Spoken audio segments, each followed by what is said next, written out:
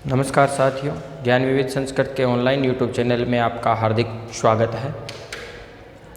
कल हम उत्तर भारत के कुछ राजवंश पढ़ रहे थे। उसमें हमने पहला जो राजवंश था वो पढ़ा था उत्तर भारत के राजवंश।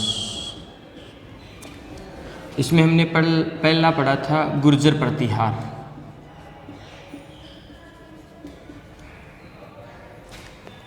एक बच्चा है आपका चौहान वंश,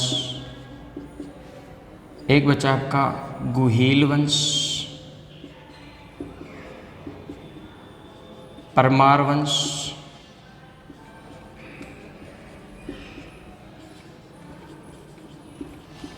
चंदेल वंश,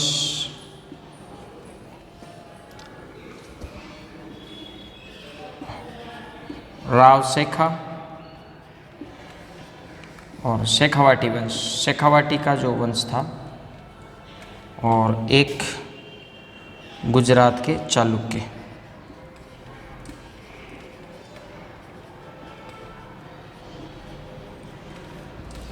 ये अपना हो गया है। इसको हम अगली कक्षाओं में करेंगे। आज हमारा टारगेट रहेगा कि ये जो चारों छोटे छोटे टॉपिक है तो ये आज कंप्लीट कर लिए जाए। तो आज हमारी शुरुआत जो है वो परमार वंश की होगी। ये दोनों हम अगले 2 वीडियो में करेंगे। उसके बाद में लगभग मध्यकाल में पहुंच जाएंगे। प्राचीन काल का वो जो रीट के सिलेबस के अनुसार जो है वो अपना कंप्लीट हो जाएगा। बात करते हैं परमार वंश की।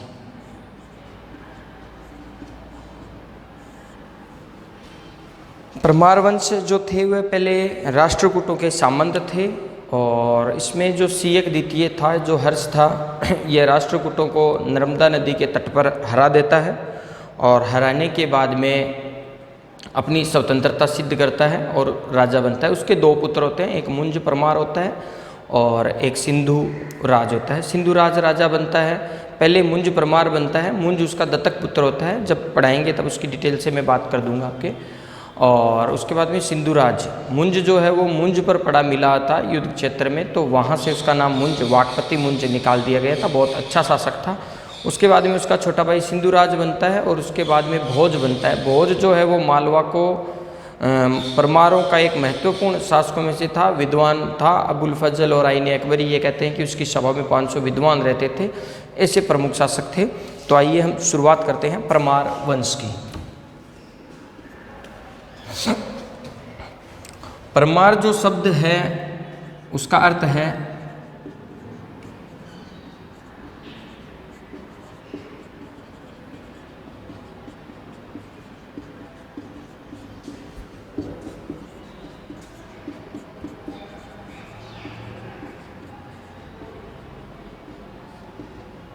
शत्रु का नाश करने वाला। ठीक है। हल्लायुद्ध ये दक्षिण भारत का कवि था। दक्षिण भारत का ये कवि था। उत्तर भारत में इनके दरबार में ये रहता है। हल्लायुद्ध, उदयपुर प्रशस्ति,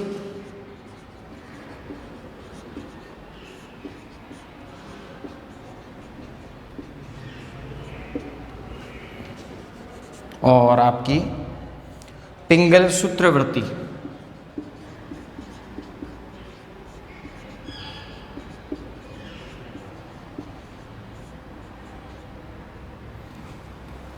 पिंगल सूत्रवृत्ति, इसमें ब्रह्मक्षत्र कुलीन बताया है। परमारों को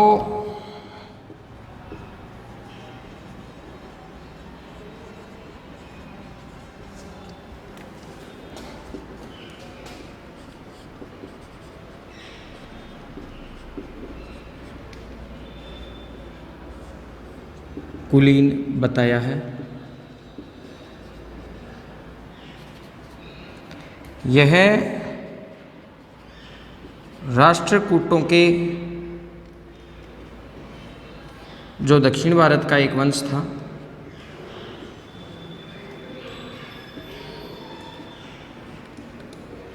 के सामंत थे।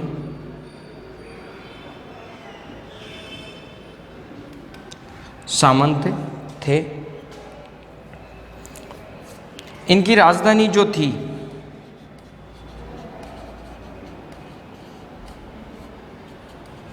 धारा थी। धारा जो है, परमारों ने धारा को भारतवर्ष में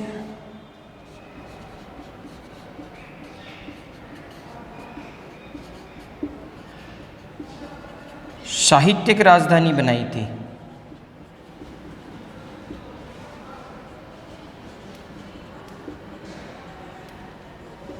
साहित्यिक राजधानी बनाई थी।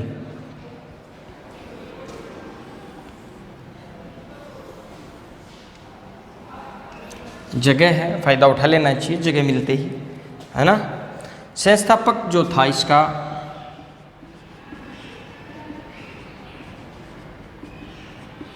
उपेंद्र था। कृष्णराज भी इसे कहते हैं,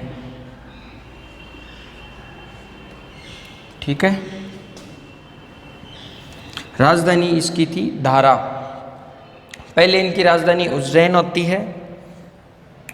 एक बार देख लीजिएगा, उत्तर भारत के प्रमुख राजवंशों में परमार जो वंश है, परमार शब्द का अर्थ है शत्रु का नाश करने वाला। हल्लायुद्ध है, उदयपुर प्रशस्ति है, पिंगल जो सूत्रवर्ती है उसमें परमार शासकों को ब्रह्म क्षेत्र कुलीन बताया गया है। राष्ट्रकूटों के ये सामंत थे। इनकी राजधानी जो थी वो धारावर्ष थी और भारतवर्ष में परमार शासकों ने इसको साहित्यिक राजधानी बनाया था। पहले इनकी राजधानी उज्जैन होती है, लेकिन ये जो शासक होता है वो इसको उज्जैन से धारावर्ष ले जाता है। इसका प्रमुख जो शासक होता है, प्रथम संस्थापक जो होता है वो उपेंद्र होता है। महत्वपूर्ण एक शासक होता है हर्ष या सीयक द्वितीय। ये साहब इसको यहाँ से, पहले ये राष्ट्रकूटों के सामंत थे और राष्ट्रकूटों के सामंत के बाद में ये इनको क्या करता है, राष्ट्रकूटों के सामंत से नर्मदा नदी के तट पर एक युद्ध होता है जिसमें इनको हरा देता है, पराजित कर देता है। पराजित करने के बाद में स्वतंत्र सत्ता इनकी स्थापित करता है। परमारों की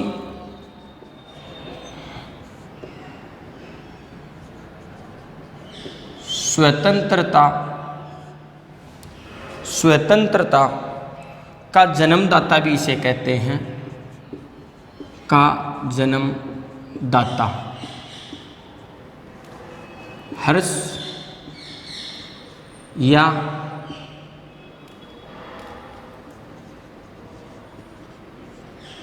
सीयक द्वितीय। यहाँ के बाद में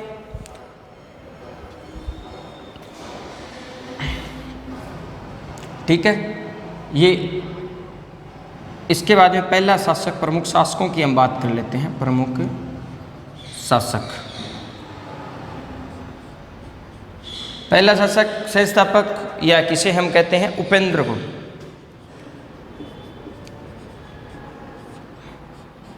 मुख्य बात यही मिलती है कि इसके दरबार में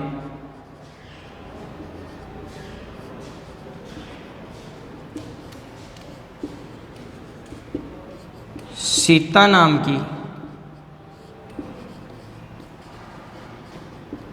कवयित्री थी।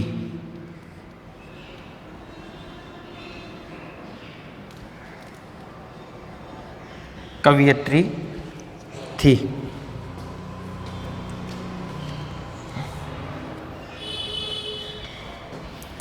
इसके बाद में हर्ष या सीयक द्वितीय।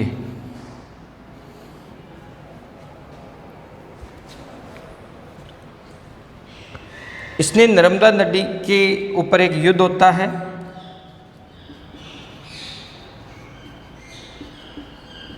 के तट पर राष्ट्रकूटों से युद्ध होता है।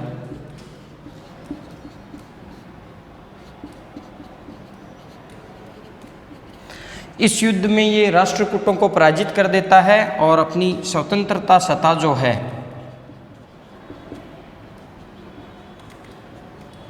स्थापित कर लेता है। ठीक है। हर्ष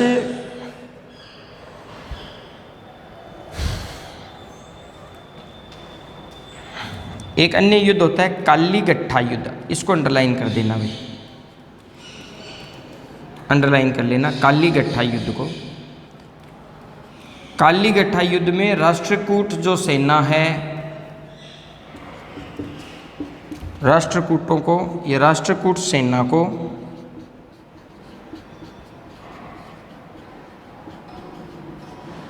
पराजित किया।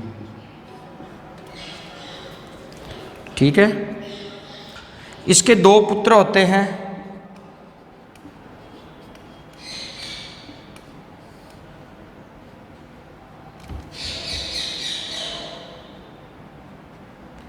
एक इसका दत्तक पुत्र होता है, दत्तक यानी गोद लिया हुआ या कहीं से मिला हुआ। एक इसका औरस पुत्र होता है, औरस पुत्र होता है सिंधुराज। दत्तक होता है मुंज। इसके बाद में उत्तराधिकारी मुंज ही बनता है, और मुंज के बाद में उत्तराधिकारी बनता है सिंधुराज। मुंज जो है, मैंने बताया था कि ये इसको मूंज पर मिला था, जो अपनी चारपाई होती है उस पर जो मूंज होती है, या मूंज कैसे भी मान लो, उस पर ये मिला था, और मूंज पर ये मिलने के कारण इसका नाम ही मूंज पड़ गया। ये इसका दत्तक पुत्र था, बहुत अच्छा शासक था।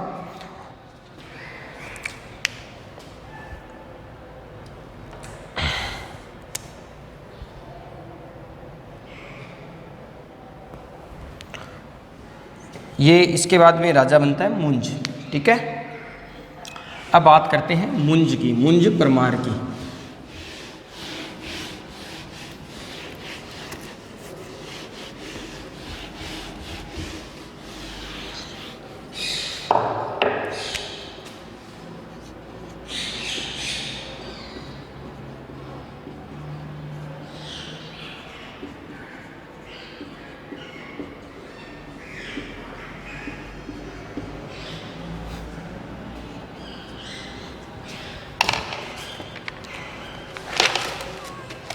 मुंज या वाकपति मुंज उपाधि।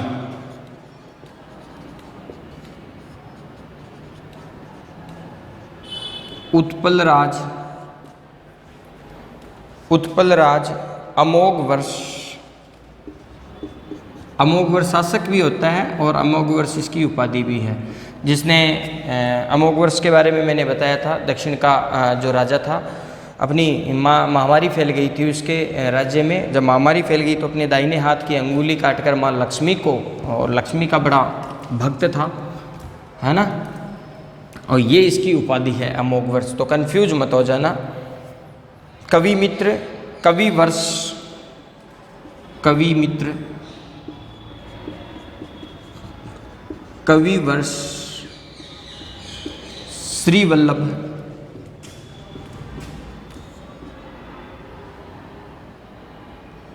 पृथ्वी वल्लभ,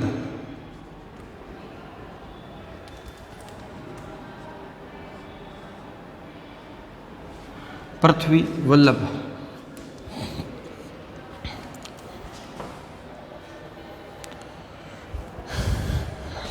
ये मेवाड़ का एक राजा था, मेवाड़ का गुहिल वंशी एक राजा था।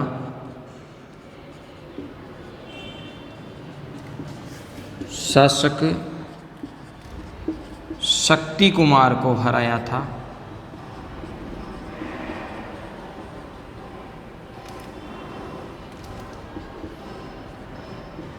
पराजित किया। ये तेलव द्वितीय जो है,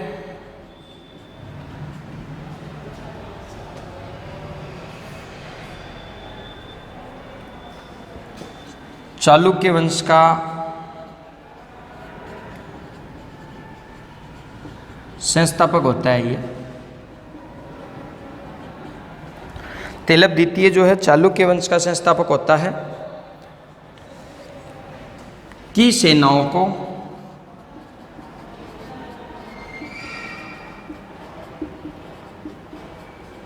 छह बार पराजित किया।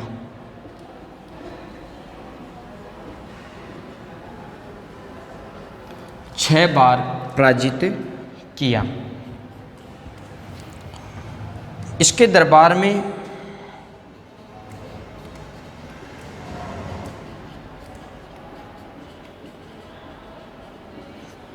पद्मगुप्त, इसके दरबार में पद्मगुप्त काव्य निर्णय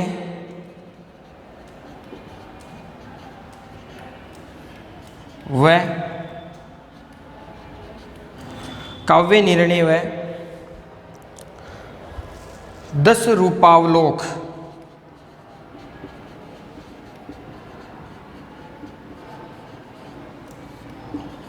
के लेखक धनिक और 10 रूपक के लेखक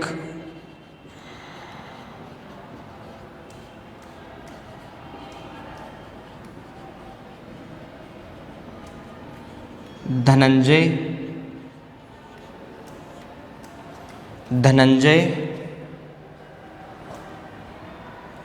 तिलक मंजरी के लेखक धनपाल,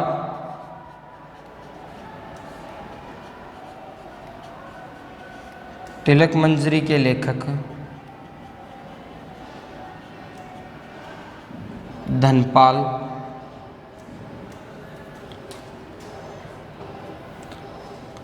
तथा दक्षिण भारत से आए हुए हलायुद्ध। मैंने इसका पहले ही बताया था, ये दक्षिण भारत से आया था, विराजते थे। स्वयं उच्च कोटि का विद्वान था।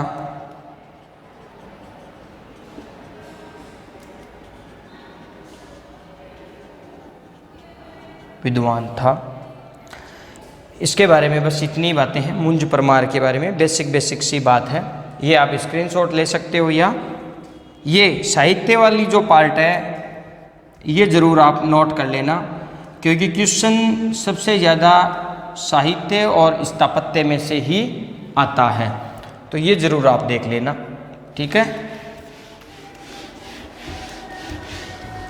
इसके बाद में इसका छोटा भाई जो होता है, कौन होता है छोटा भाई? अभी बताया था मैंने, सिंधु राज जो था वो राजा बनता है। तो भाई बात करते हैं हम सिंधु राज की।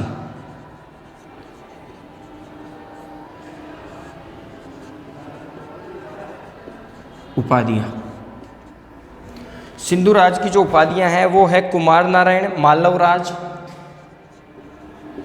कुमार नारायण,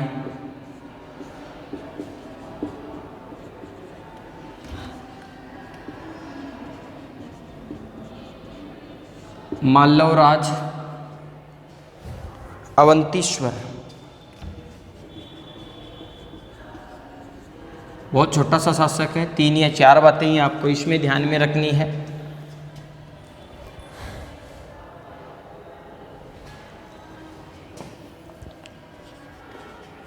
नौ, ये देखो लिखने का दोनों अलग अलग तरीके हैं। शाह है के लेखक जो थे पद्मगुप्त,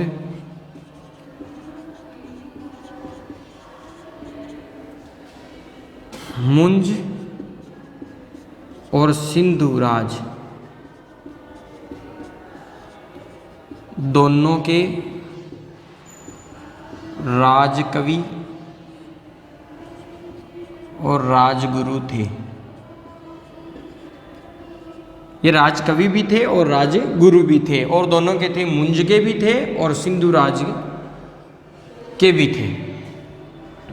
इंपॉर्टेंट है, बस सीधा का सीधा अगर क्वेश्चन यही पूछते हैं इसकी पुस्तक किसकी थी, इसकी पुस्तक कौन सी थी, इसके किसके लेखक कौन थे, तो ये और ये तो आपको ध्यान में रखना ही है। 2 चीज इंपॉर्टेंट है। अभी यशोवर्मन जो था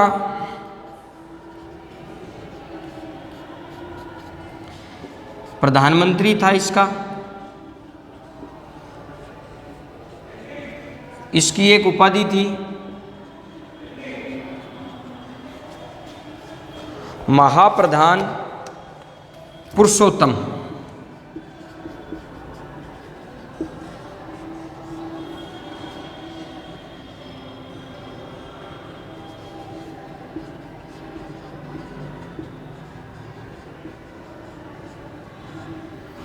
ये इसकी उपाधि थी, ये ध्यान में रख लेना, ठीक है। इसके बाद में राजा बनता है भोज परमार। बहुत गजब का शासक था, साहित्यिक उन्नति बहुत ज़्यादा हुई थी। टाइम पीरियड आप इसका लिख लेना 1010 से 1050 ईस्वी, ठीक है। इसकी उपाधि स्वयं उच्च कोटि का कवि था ये, कविराज।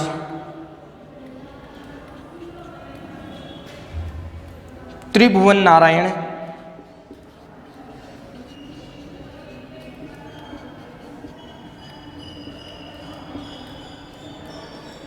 त्रिभुवन नारायण मालव चक्रवर्ती।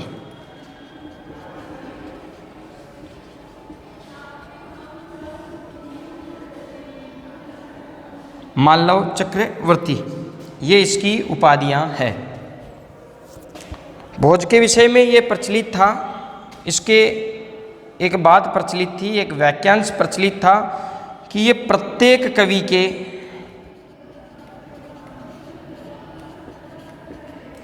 एक श्लोक पर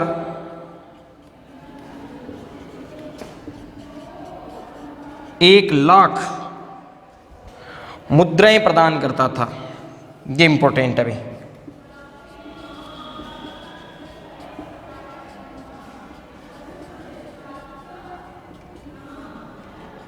करता था, प्रत्येक कवि को एक श्लोक पर 1 लाख मुद्राएं जो है वो ये प्रदान करता था।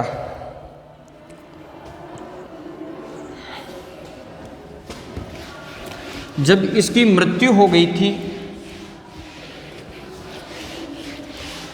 भोज कवि की जब मृत्यु हुई थी, तो एक कहावत फिर प्रचलित हुई, अधधरा निराधरा निरालंबा सरस्वती। तो भोज की मृत्यु पर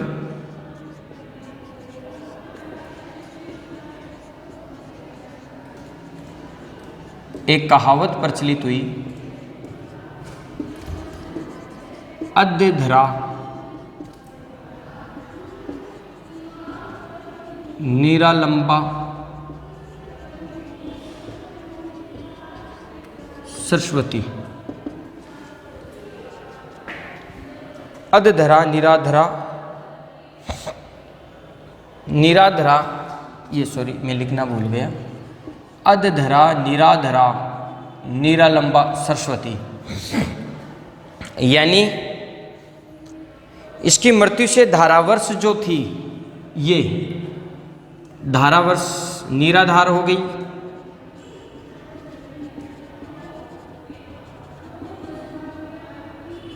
निराधार हो गई।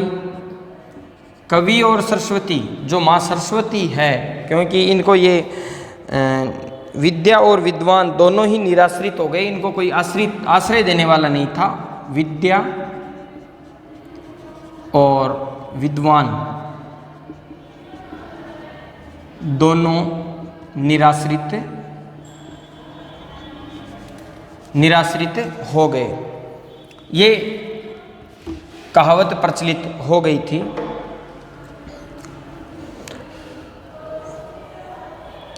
इसकी पुस्तकें आप लिख लीजिएगा, भोज की पुस्तकें। पुस्तकें भी सभी इंपॉर्टेंट हैं, तो पुस्तकें आप लिखिएगा। सरस्वती कंठाभरण वाणी विलास, सरस्वती कंठाभरण,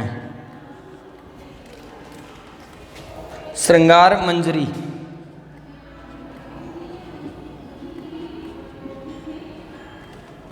श्रृंगार मंजरी, राजमृगांक,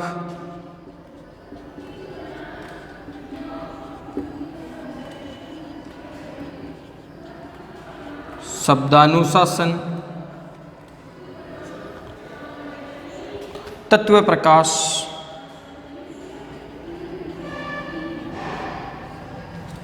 तत्व प्रकाश, प्राकृत व्याकरण,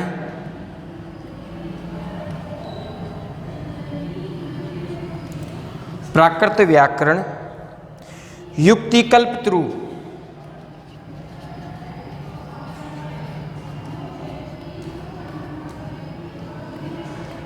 इसका थोड़ा ध्यान में रख लेना। इसमें विविध नावों के निर्माण का उल्लेख मिलता है। विविध नाव जो होती है ना, पानी में चलती है, के निर्माण का उल्लेख है।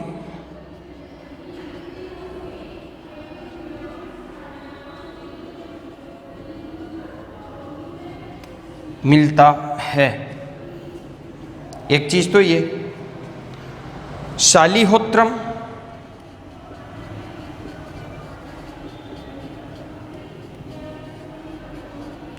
अश्व चिकित्सा पे थी। अश्व का अर्थ होता है घोड़ा।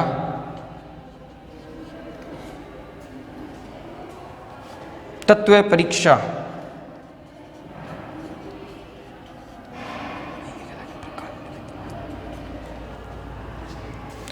शैव धर्म से संबंधित था।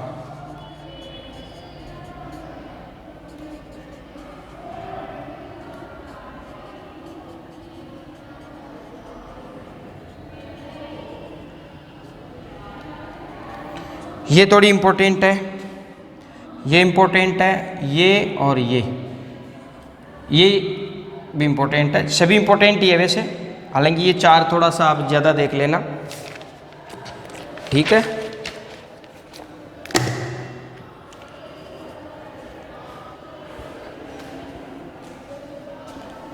जो भोज का जो बचपन था, भोज का बाल्यकाल जो था या कुमारपाल था, बाल्यकाल या कुमारकाल, बचपन, वो चित्तौड़गढ़ में बीता था। उस समय राजपूताना में था। वर्तमान में अपना ये राजस्थान जो है उसका एक जिला है, जिला चित्तौड़गढ़ एक जिला है, ठीक है। भोज परमार का जो बाल्यकाल है वो कहाँ पर बीता था? चित्तौड़गढ़ में बीता था। इसका सर्वप्रथम जो संघर्ष हुआ था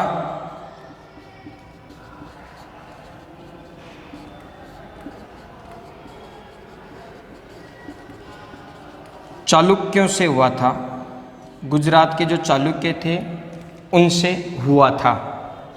अगर पूछ ले कि भी हाँ, हालांकि इसने इतनी लड़ाइयाँ नहीं लड़ी थी। कल्याणी के जो चालुक्य थे, सॉरी गुजरात के नहीं थे, कल्याणी के चालुक्यों से हुआ था। और इस युद्ध में चोल नरेश,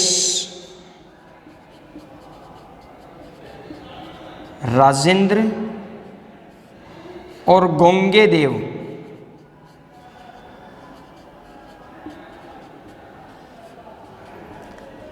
भोज का सहयोग किया था।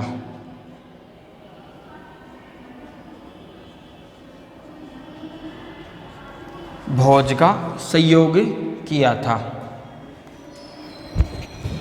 कलचुरी शासक होता है ये गोंगे देव जो होता है, ये कलचुरी शासक होता है। खड़चुरी याद मत रख लेना, कलचुरी शासक होता है, ठीक है।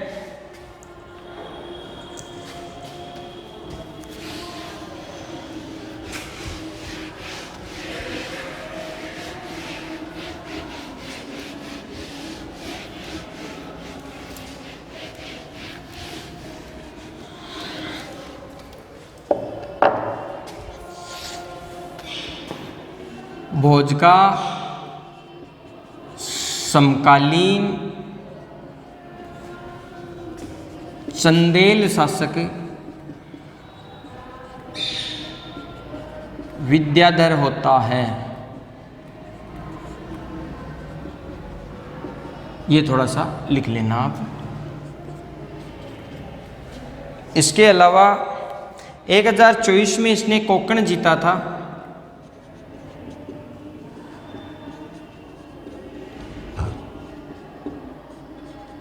कोक्कण जीता।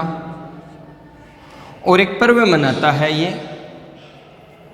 इसी उपलक्ष्य में, कोक्कण विजय पर्व है। और इस जीत की उपलक्ष्य में ये एक पर्व मनाता है, कोक्कण विजय पर्व। कोक्कण विजय पर्व ये मनाता है। इसने धारानगरी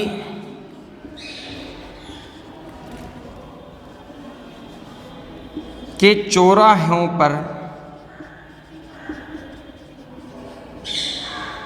84 मंदिरों का निर्माण करवाया।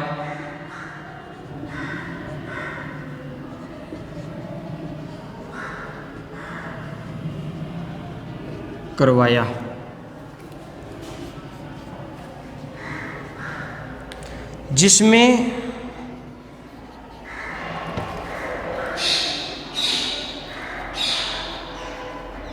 सरस्वती, कंठाभरण,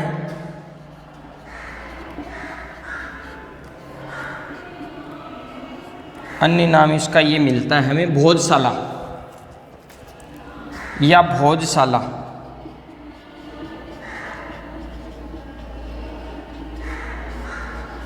सरस्वती मंदिर भी कह सकते हैं।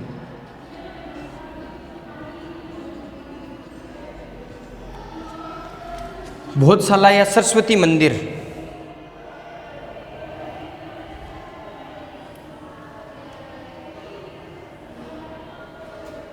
नामक संस्कृत विद्यालय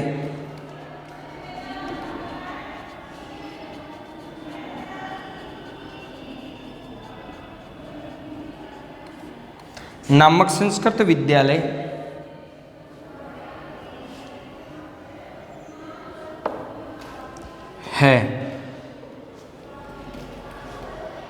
या भोजशाला। भोजशाला को शारदा सदन भी कहते हैं। शारदा सदन जो है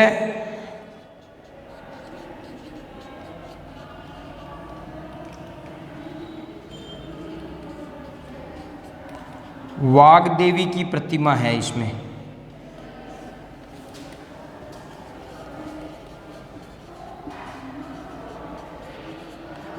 और ये जो वाग्देवी की जो प्रतिमा है ये वर्तमान समय में ज्ञानपीठ पुरस्कार का प्रतीक है। ये ध्यान में रख लेना भाई, ज्ञानपीठ पुरस्कार का प्रतीक है।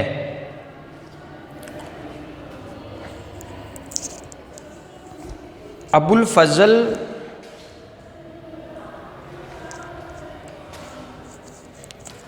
एक बार आप देख लेना, समकालीन शासक होता है चंदेल शासक विद्याधर। कोक्कण विजय जीता है 1024 में और कोक्कण विजय इस उपलक्ष्य में कोक्कण विजय पर्व मनाता है। धारानगरी के चौराहों पे 84 मंदिरों का निर्माण करवाता है, जिसमें सरस्वती कंठाभरण या भोजशाला, सरस्वती मंदिर या शारदा सदन संस्कृत विद्यालय होते हैं। शारदा सदन में वाग्देवी की प्रतिमा है और जो वाग्देवी की प्रतिमा है ये वर्तमान समय में ज्ञानपीठ पुरस्कार का प्रतीक है। इसके बारे में मध्यकाल के अकबर के नवरत्नों में से एक अबुल फजल होते हैं और उनकी पुस्तक होती है आईने अकबरी। कई बार अबुल फजल का पूछ लिया गया है और कई बार आईने अकबरी का पूछ लिया है। आईन ए अकबरी में इसकी सभा में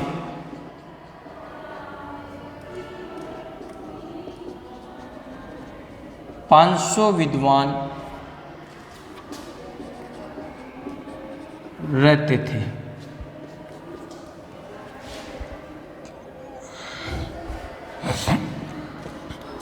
1305 ईस्वी में अलाउद्दीन खिलजी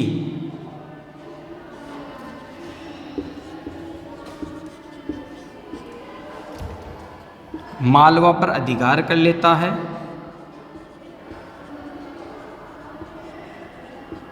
और मुस्लिम सत्ता